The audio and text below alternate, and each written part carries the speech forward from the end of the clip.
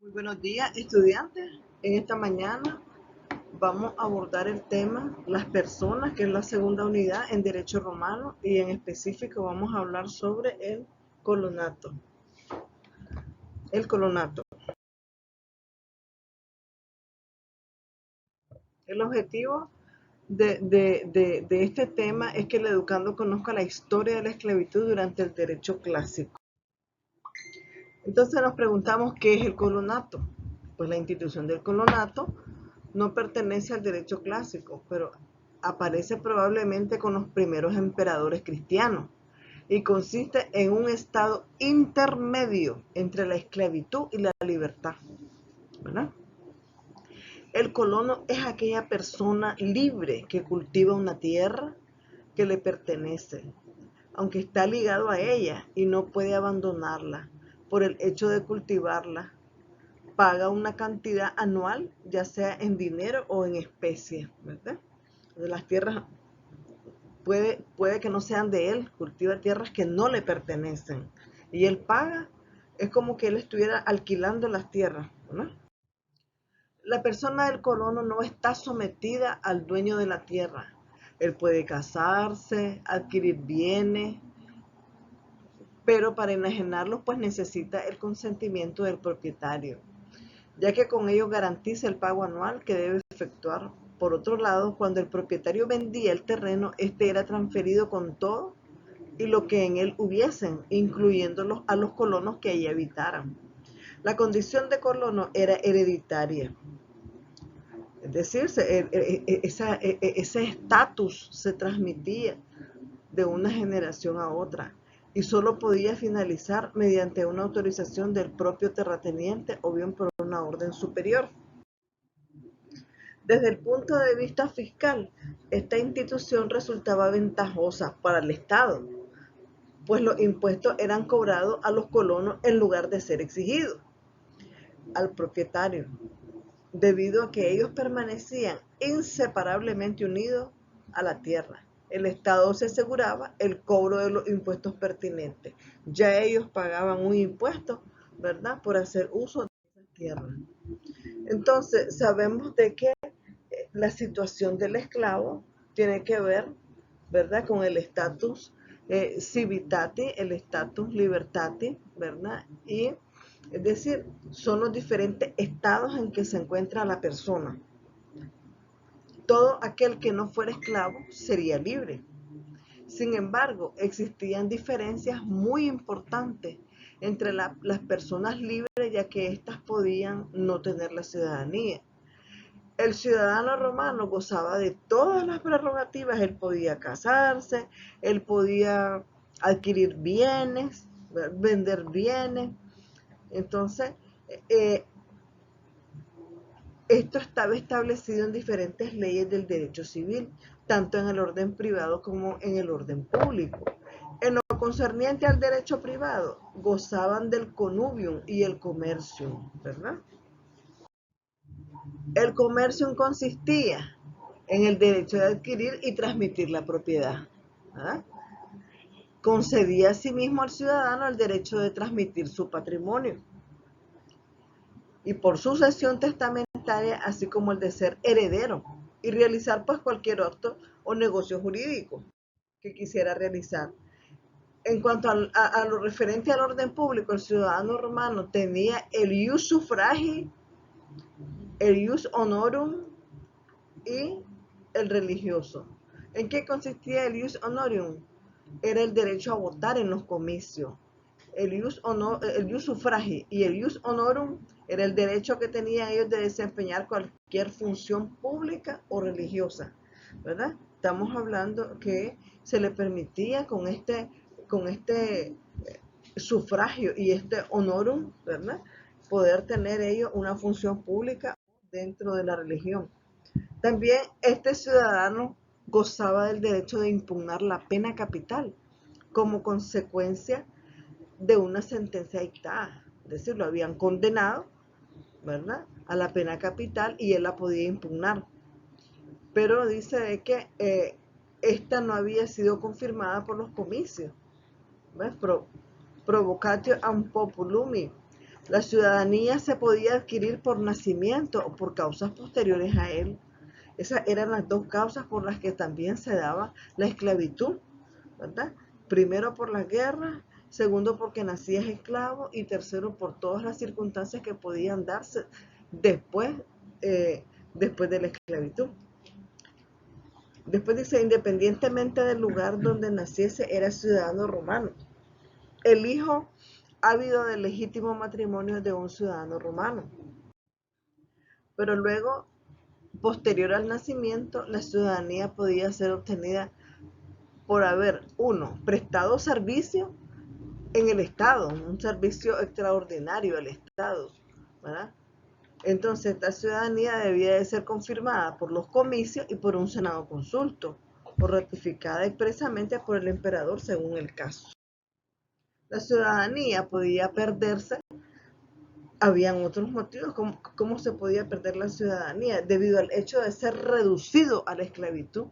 Estamos hablando de una disminución de su capacidad, una reducción de la capacidad. Estamos hablando de un maltrato hacia la persona. El esclavo era tratado como un objeto y mediante también sentencia por infringir alguna disposición legal o bien por decisión. Entonces él podía caer en la esclavitud. También propia de hacerse ciudadano de otro país, los no ciudadanos extranjeros, o a los que también se daban el nombre de peregrino. Recuerden que los peregrinos eran personas, habitantes de otros territorios que venían a Roma.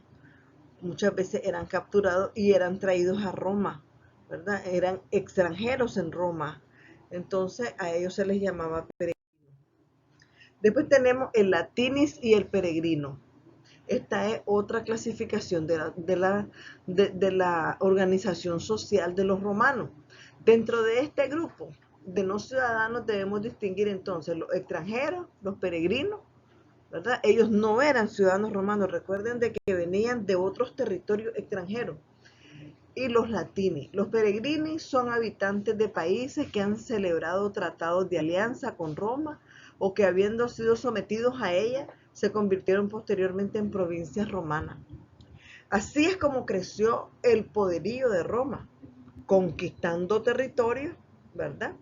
Y entonces después convertían esos territorios que habían conquistado en provincias romanas. Los latini eran peregrinos, pero con un trato más ventajoso que los propiamente latini. Dice que los propiamente extranjeros, y en algunos aspectos se asimilaban se parecían pues a los ciudadanos. Podían ser, por ejemplo, de tres clases. Los latinis podían ser veteres, latini coloniari y latini iuniani. El latini veteres eran los antiguos habitantes del Lacio. Esta calidad con posterioridad se amplía a todos los latinis colonari. Para afianzar sus dominios, los romanos adoptaron la política de crear colonias en los territorios conquistados, claro. Y entonces cuyos habitantes, los latinis colonari, no tenían ningún derecho político, ni gozaban del ius connubii, ¿verdad? Recuerden de que ellos no tenían derecho ni siquiera a participar dentro de las votaciones electorales, no tenían derecho a nada, ni en el aspecto político, ¿verdad? Pero poco a poco ellos fueron ganándose ese derecho. Ya con Justiniano, se da la pretensión de borrar las diferencias existentes entre el derecho civil y el derecho de gente. Elimina estas diferencias de la latinidad, así como la categoría de manumitidos. Estamos hablando de la manumisión, ¿verdad? La manumisión sabemos de que es una figura que se dio en Roma, ¿verdad? Que era una forma de darle libertad al esclavo. Y también la manus que era el sometimiento al que estaba la mujer al pater familia, ¿verdad? Estaba bajo la autoridad del marido, la mujer. Entonces, así como la categoría de manumitido de liticio, tal situación no implica que este emperador implantase el principio de igualdad. al reconocerle idéntica capacidad jurídica a todos los hombres. El nombre, vamos a hablar del nombre. Esto era importante, ¿verdad? Porque ya ellos empiezan, ¿verdad?, a tener un nombre, a tener una personalidad. Entonces, en Roma, toda persona tenía derecho a utilizar un nombre, a efectos de determinar quién era y para indicar de dónde provenía. Es decir, el nombre estaba compuesto por varios elementos. Por lo que concierne a los ingenuos, el nombre del ciudadano estaba compuesto por 3 elementos, razón por la cual se denominó tria nominal, que eran los siguientes. 1. El nombre estaba compuesto por el nombre propio, ¿verdad?, que era el distintivo del individuo dentro de su familia y que se podía indicar de manera completa, ¿verdad?, únicamente mediante su inicial. 2. El nombre de la gens, es decir, a la que pertenecía. Estamos hablando de la tribu a la que pertenecía.